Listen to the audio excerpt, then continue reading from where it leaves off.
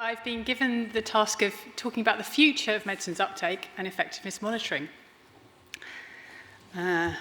So, let's just think back to what we learned in the pandemic. It was a huge privilege to be able to work in the pandemic because so much happened so quickly and things really transformed, and we got a glimpse of what was possible. So I've drawn this as a circle. It's not really, of course. These things are all interlinked, but we are lucky to work with amazing data in England, as Ben was just saying, the really rich primary and secondary care data that we have. And the change in information governance in the pandemic meant that we could link data really quickly. So, for example, I'm a kidney doctor by background, and we managed to link the UK Renal Registry to primary and secondary care data in a very short period of time, something that we've been trying to do prior to the pandemic for a very long time, and it was done in a very short space of time. It was an absolute privilege to work with the Bennett team and the software engineers and also the people behind TPP to really understand what the data that we were getting meant at the GP level, and then the data becoming available for use with the software team. And broad academic collaboration. We worked with Oxford, we worked with Bristol and other groups as well, which was fantastic and moved things forward very quickly. In the background of all of that is a very rapid transformation in epidemiology with much better research methods, emulated target trial, and all kinds of different ways of trying to minimize bias and confounding in research. And also, one of the great things about the pandemic was working directly with policymakers, so with DHSC, with NICE, with the MHRA, and seeing what different people in the data ecosystem needed, and being able to deliver that and learn from each other. So that taught us something really amazing, that near real-time monitoring of drug uptake, inequalities, and where feasible, real-world effectiveness is an achievable reality, which is something that we had hoped for, thought, but actually never been able to do. We were working very slowly in individual CPRD projects, but this really was very transformational. And I'm just going to give you some examples to show you what happened and then where we are now. So what's possible? Uptake. So I'm going to give you the example of COVID-19 treatments. And a lot of this work was done by Millie, who I don't think is here today, making this data available. So NHS England provided the COVID-19 outpatient therapeutics data set, and the Bennett team were able to link that in open safely, making it very rapidly available for research, and we could see the rollout of the different drugs over time. But more importantly, we were able to see who was getting the drugs and whether there were inequalities. And of course, as Sophie showed us earlier, there were clear ethnic inequalities, and unsurprisingly, people living in deprived areas were less likely to get the drugs. So we could understand that picture very rapidly. But we were also able to use that data directly to look at drug effectiveness. And so this is a period where the COVID-19 virus was mutating very rapidly. Randomized controlled trials were being conducted of the COVID therapeutics. But of course, the virus would then mutate, and what wasn't clear was whether the drugs were still effective against novel variants of COVID-19, and the RCT infrastructure can never keep up with that very rapid change of the virus. So, work led by my colleague Bang, we were able to take advantage of a natural experiment in the way that the COVID-19 drugs were made available when there was equivalent availability and clinical recommendation of two drugs at the same time. So there was a degree of equipoise about which drug was being used, giving, I never go so far as to say it was being randomized, but there was a much closer equivalent to a random use of the drugs than when you have a clinical guideline dictating treatment. And what Bang was able to show was that regardless of the analysis really, Sotrovimab was more effective than molnupiravir, and this was at the same time that there was a large national randomized trial of molnupiravir showing it's not very effective or not effective at all. So this added benefit of the RCT to support our findings of greater effectiveness of Sotrovimab. And at the same time, or a little bit later, NICE were conducting their multi-technology appraisal of the COVID therapeutics, and patient bodies and other organisations lobbied that this non-randomised evidence should be taken into account in the weighing up of the evidence in a way that's not normally the case. Usually, obviously, focus on randomised evidence. But there was quite a strong lobby from patient organisations because setrusumab, which was the only drug available to patients with low kidney function and kidney transplants, was not listed in the draft guidance. And we were also able to work directly with NICE to provide them with data about things that they needed to know, like what was the hospital admission rate, and of those people going into hospital, how many died, and break that down by subgroups. And that was data that they really needed to work on their health economic modelling. And whether as a result of that, I'm not claiming causality, Sean will tell me, NICE ended up recommending setrusumab in the final guidance when it wasn't recommended in the draft guidance. So overall, we worked very closely with NICE on this piece of work, but on other things.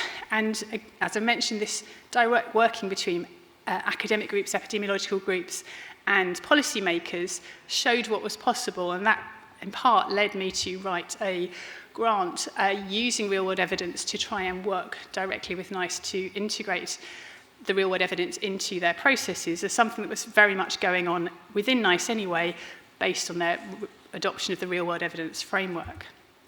So I have this amazing team of wonderful people who do lots of incredible things.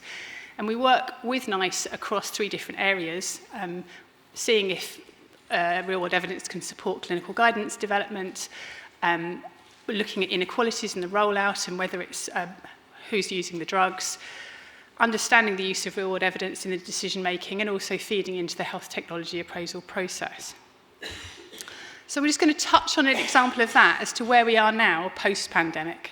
I've shown you what we achieved collaboratively during the pandemic, but this is much more recent work. And so the first guideline process that our team worked with in NICE was the chronic heart failure guidance. And over recent years, heart failure management has shifted towards using a 4-pillar approach. So 4 different groups of therapy, ideally to be given together based on strong RCT evidence to maximise reduction in morbidity and mortality for patients with heart failure, which has a huge public health burden and often poor outcomes. And we were able to do this through considering in depth the impact of the COVID-19 pandemic on the impact of heart failure treatment. And so this is a time series analysis looking at the rollout of 4-pillar treatment among patients who've got heart failure with a reduced ejection fraction over recent time periods. The dotted lines represent the COVID-19 pandemic period that we were directly looking at. But you can see that by the end of our study period, May 24, and this was work that was done in Open Safely, about 1 in 8 people who were coded in their GP record to have heart failure were receiving optimal care. So first of all, headline finding, that's a surprisingly small number. Again, relating to Sophia's discussion earlier about how few people overall are receiving the appropriate treatment. But we can also drill down into the inequalities. Luckily, Sophie discussed her forest plots earlier, so I don't need to go through those in detail. But again, similar findings. What we've shown here is that women are about 60% less likely to be prescribed 4-pillar treatment, and very marked regional inequality, with the northeast and the northwest doing much worse, again, relating to some of the work we've heard discussed earlier. We didn't find marked ethnic and socioeconomic deprivation inequalities in this work, which was all age and sex adjusted to take account of different disease patterns in relation to different inequalities. So back to the beginning. That was where we were in the pandemic, and I just want to think through some of the pitfalls and possibilities in relation to where we are now compared to what we know is achievable. So in terms of the good, we're still able to look at assessment of drug uptake and detailed evidence around inequalities in relation to that. And when we're working in Open Safely, we bring the benefits of reusable open code and all the structural factors around working on the Open Safely platform, which hopefully will speed up translation of science and reuse of code. And we're still working across institutions and with policymakers, and I think that's a long-lasting legacy of the pandemic, which is brilliant. But there are obviously lots of problems. We're still working through a COVID-related lens in Open Safely, and so there's no ability at the moment to do effectiveness work since the drugs are not specifically varying in relation to the pandemic now. Although we've written all this reusable code, and we carry on doing so, in order to make that usable for non-COVID projects, we'd need new approvals and transferring of that code. And of course, the issue of rapid linkages has sadly not happening at the moment. And that's just all in relation to Open Safely, but other large data platforms are available. In our research group, we often work with CPRD. There are issues around CPRD in terms of the delays in the data that's available. Open Safely is much, much quicker at having up-to-date data. And as it moves towards a trusted research environment scenario, there's a big uncertainty about how that's going to work and whether that's going to slow down the process compared to the current flat file structure. So there's less opportunity for code reuse in CPRD. Obviously, we've developed a lot of the good practices that we all learned from each other in the pandemic, but even so, it's less applicable to individual flat file projects than to the Open Safely platform. And with CPRD, we've not been able to link due to the different information governance framework, and that's been an ongoing problem for many years. So, just to conclude, I think we've glimpsed the possibility that we can do near real-time monitoring of drug uptake and look at inequalities in depth in a way that we've heard lots of individual projects discussing, which is brilliant. But we've shown that this is very straightforward to do on a national cross-disease level, repeatable actions. I'm very cautious about saying that real-world effectiveness is easy to do because huge issues of bias and confounding, but there are natural experiments and opportunities where drugs can be directly compared, and so we can look at effectiveness, I think, in a really robust way in certain settings. I hope that this is just a period of flux after the pandemic and that things will improve and we will get back to realising this possibility, and there are massive benefits. We've heard so many of these today, identifying the effectiveness of rollout of new drugs, looking at the inequalities and who's not getting optimal care. We've not even touched on monitoring safety of drugs, but that's absolutely key and very achievable part of all this. And looking at both the clinical and as part of the NHS 10-year plan, the focus on looking at cost effectiveness, not just in the coming up to the HTA process, but also in the long run. Are the drugs as effective in routine care as they appeared to be in the clinical trials that were evaluated at HTA by NICE? Should we be decommissioning some drugs?